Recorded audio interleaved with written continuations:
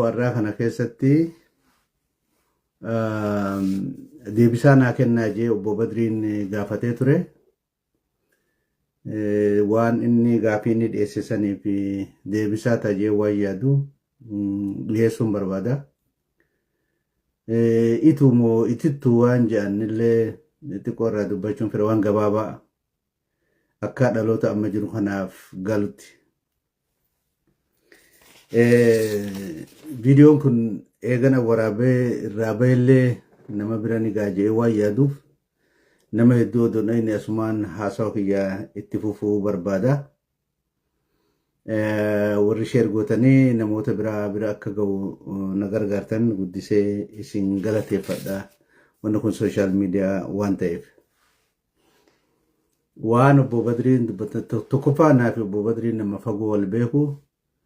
Obbo Badriin nama akka namni gariin jedhu nama naamusa qabu. Nama wayis nama baratee nama ammallee nationalist dhugumatti Oromoo nationalistidha obbo Badriin. An kana ragaan bahuu danda'a. Online waan Kanaadaa keessa jiru keessa namoonni garii waan dubbatan gaaf tokko dhageetan I was surprised. The Badri I know is hedduu nama naamusa qabu. Wanni naan arra dubbachuu deemu kuni waan idea irratti malee yaada dhiyaate irratti malee naafi inni nama faallaa jibbannaa fi yookaan walirratti waa dhiibuu nama qabu kan taane nama wal beeku nama dhugaa isaa beeku biyyeen nama jiraatu kana keessa Oromoota jiran caalaa eenyu akka ta'e ibsuu an nama danda'u innis akkasuma wal beekna waan Oromoo keessatti nama akkasitti jechuu barbaadeetti wanni irraa haasawaa jiru seenaadha malee walirraa haasaan jiru akkasitti beekaa jechuma barbaadeetti. Kabiraa egaa amma seenatti deebina wanni biraa ta obbo Badriin jabeessanii dubbatan ituu fi muraboo waan jedhu kana gadi jabeessanii afran qalloo ilma qalloo akka hin taane jabeessanii dubbatanii wanni kun eessaa dhufe dhaloonni amma jiru kun wanni isin beekuu qabdan ituu fi humbanna wanni jedhamu kun aayidiyaan isaa eessaa dhufe inni maddi seenaa isaa kan dura wannumti kun akkamitti dhufuu danda'ee waan jedhu irraa haasawuu barbaada. Ta duraa namni waan kana barreesse Abbaa Baahiree nama jedhamu Zeenaa Ulagaallaa barreeffama jedhu keessatti waan Oromootiin kataba jedhu waan katabellee gaarii qaba Abbaan Baahiree. Kitaaba Abbaa Baahiree namni dubbisu cubbuu qaba jechuu kiyya kan taane namni beekuu qaba. Maal jee katabe Oromoo waggaa ibsu keessattuu bareentumaa amma karraa dubbannu bareentumaa waan ta'eef karrayyuu ilma hangafaa taak marawwa lama dhugaadha haga amma ituu sadii akka Abbaan Baahiree itti kaan isinii mutti jira. Dhumugaa Arsii jechuu afur humbanna shan akkichuu jaha jedhanii lafa kaayan. Kitaaba tokko Some Record of Ethiopia jedhamu Abbaa Baahiree waan masan fakkaatu barreeffame kan namni Almeedaa jedhamu Portugal barreesse keessatti illee kanumaan kaa'ame kitaaba Asmaa Gurgis barreesse kana keessatti illee orderuma kanaan kaa'ame jecha. Kitaaba Professor Muhammad Hassan barreessan The Oromo and the Christian Kingdom of Ethiopia. Kitaaba 1300 to 1700 kitaaba jukana keessatti illee ordera kanaan kaayame. Akkuma tartiibaa nama haasawu kanaan kaayame jecha. Duuba Abbaan Baahiree maa kana kaaye. Abbaan Baahiree oguu kitaaba kana kaayu marawwa karrayyuu jee irraa fudhanne marawwa jee irraa fudhanne ituudha. Sadafarratti abbaa ilma bareentumaa godhee barreesse sadafarratti ituu kaaye. Abbaa fi ilmaan bareentumaa godhee tartiiba kana keessa kaaye. Some Record of Ethiopia keessatti jira. Asmaa Gurgis keessatti jira. Ka Professor Muhammad Hassan kan keessatti jira. Hundinuu wal faana sanuma qabatee gad dhufe jechaadha. maaliif abbaan baahiree tokkoffaa karrayyuu jee lammaffaa marawwa jee abbaa kaayee sadaffaa ituu godhe nin beeyne walii galaan nin beeynee godhe inni waanumatti fakkaate nama hoggaasan arguuse akka ta'utti katabe oromoo miti wal lolaa jiranii fagorra jira yeroo tana dhiyeessee inni naannawa iddugala kanarraa gara shawaa amma naannoo amaaraa kana shawaa asitti baqatee jira 1593 toora kana akka barreessetti himama asii dhiyeessee bakka jirutti jibbannarraa ka'ee bakka seenaa takka namni tokko maaliif barreesse akkamitti barreesse yoom barreesse purpose inni katabeef hoo maali what's the reason behind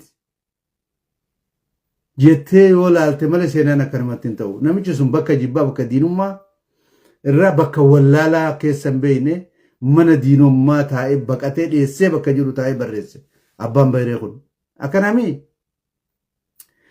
okay abbaan baahiree yoo wallaalaaf abbaa fi ilma bareentumaa godhee katabe marawwaa fi ituu wallaalaaf godhe yoo jenne maaliif afran qalloo keessaa dhiisee humbannuma qofa godhee qiyaasa saniin deemnee afran qalloo ilma humbannaati jennee maa fudhanna yoo wallaalle hagas mara achi isa geesse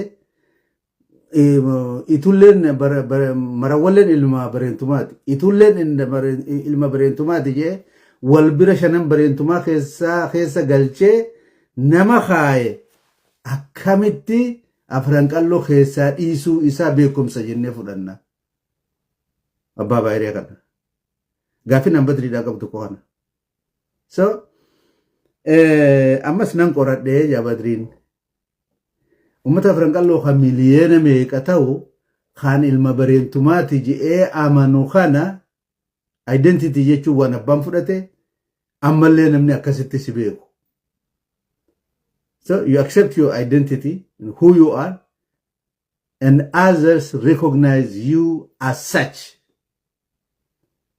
afran qalloo fi injee ummanni suuf beeka ummanni biralleen ilma afran qalloo ilma bareentumaati jedhanii beekan ummanni biralleen akkasii bareentuma jedhee beeka maali gaafiin ganda keessa deemanii manguddoo haga tokkorraan barreessee justificationan qaba ummata tokko miliyoonaan lakkaawamu ka'ani bareentuu ilma bareentooti jee amanu